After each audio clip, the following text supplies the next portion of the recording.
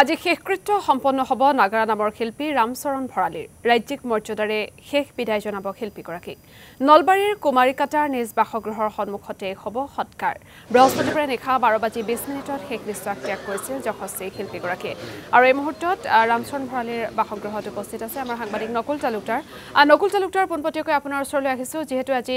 ৰাজ্যিক মৰ্যাদাৰে শেষকৃত্য সম্পন্ন হ'ব গতিকে কেনে ধৰণৰ তাত পৰিৱেশ আপোনাৰ জৰিয়তে চাব বিচাৰিম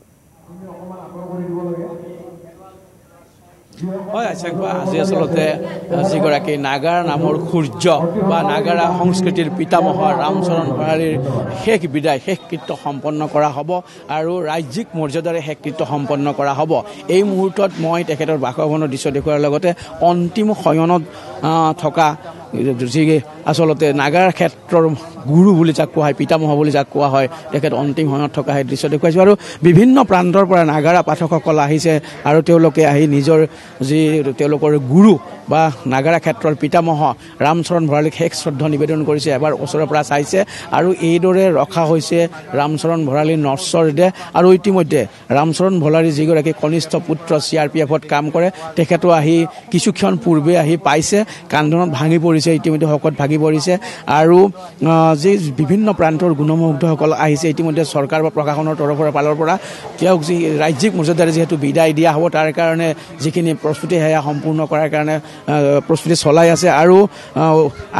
আৰক্ষী অধীক্ষককে ধৰি জিলা আয়ুক্তৰ তৎপৰতাত এই যি শেষ বিদায় হ'ব সেয়া পৰ্যবেক্ষণ চলি আছে আৰু মন্ত্ৰী জয়ন্ত মল্ল বৰুৱাকে ধৰি কেইবাগৰাকীও মন্ত্ৰী আহি ইয়াত উপস্থিত হ'ব বুলি জানিব পৰা গৈছে এইদৰে আচলতে তেওঁক আজি শেষকৃত্য সম্পন্ন কৰি চিৰবিদায় দিয়া হ'ব মই এই মুহূৰ্তত মই আপোনাক কাষলৈ আহিব বিচাৰিছোঁ আজি যিহেতু চিৰবিদায় দিয়া হ'ব আচলতে নাগাৰা ক্ষেত্ৰৰ পিতামহ ৰামচৰণ ভৰালীক কি ক'ব আমি খবৰটো শুনাৰ পিছত আমি সদৌ অসম ছাত্ৰ সন্থাৰ প্ৰতিনিধি দল আমি ইয়াত আছোঁৱেই এতিয়ালৈকে আৰু সঁচাকৈ ছাত্ৰ সন্থাৰ এগৰাকী অঘোষিত উপদেষ্টা আছিল ভুল কৰিলে তেখেতে ফোন কৰিছিল ভাল কৰিলে তেখেতে ফোন কৰিছিল আৰু সেইগৰাকী ব্যক্তিক হেৰুৱাই আমি ছাত্ৰ সন্থাৰ পৰিয়াল সঁচাকৈ ম্ৰিয়মান হৈছোঁ আৰু কিছু সময় পিছত আমাৰ সদৌ অসম ছাত্ৰ সন্থাৰ মুখ্য উপদেষ্টা ডক্টৰ সমুজ্জ্বল ভট্টাচাৰ্য সদৌ অসম ছাত্ৰ সন্থাৰ প্ৰতিনিধি আহি উপস্থিত হ'ব আৰু আমিও কালি আপোনালোকৰ মাধ্যমেৰে দাবী জনাইছিলোঁ যে ৰাজ্যিক মৰ্যাদাৰে শেষকৃত্য সম্পন্ন হ'ব লাগে চৰকাৰে সেইখিনি কৰিলে তাৰ লগে লগে আমি দুটা আকৌ দাবী কৰিছিলোঁ যে যিহেতু জীৱিত অৱস্থাত তেখেতক কোনো ধৰণৰ ৰাজ্যিক পৰ্যায়ৰ বঁটা নিদিলে